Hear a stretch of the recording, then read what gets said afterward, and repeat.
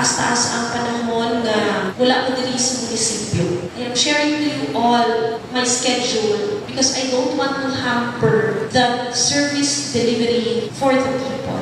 Unta, sa mensahe ni Vice Mayor, ginapunto niya pag-atubang, pagpakita o paghatag o serbisyo nga walay nasayang na oras. So unta, maging manifestation kita sa mga ginapamatian natin ng mga mensahe halin sa inyong mga leaders. Today is the start of the work week. Let's have that energy gihapon kay kita ang nabutang diri na maging parte sa gobyerno kay may ara kita sa misyon na magserbisyo. So, tungod may ara kita sa misyon, bisan pa man ano ang mga problema sa panimalay, pag-abot natin diri sa opisina, focus anay kita sa paghatod sa serbisyo. Hindi man pwede explainan lang natin ang mga tao, palitahan natin ang mga kliyente, nagakanto, tungod kay may ara kita sa personal na mga problema. Hindi na matungkad sa aktual.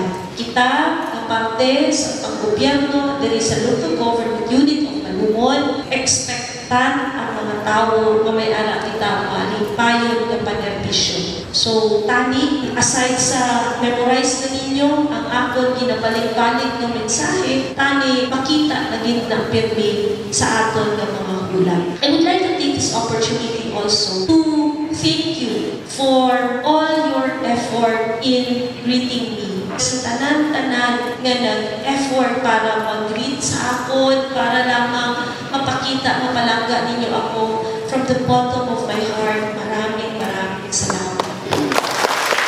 Ramdam ko ang pagpalangga sa Malumon, labi na sa mga empleyado sa akon. And with that, I have nothing but gratitude. Tani, mabaslan ko man ang pagpalangga ninyo, pinaagi sa pagpapansya ko sa inyo na palangga po kamo. Today, we have so many things to be accomplished and bring with you my Thanksgiving message. Thank you for your love. Thank you for the patience sa mga panahon na init akong ulo. Thank you for the understanding, for the acceptance, and thank you for being my partner in serving the people with a happy heart. I expect the same energy, unity, cooperation, empathy, understanding, and joyful service from all of you. Bisan na lang usog si Mayor, okay lang, kay ang mga empleyado sa Malumon, mga kusgan.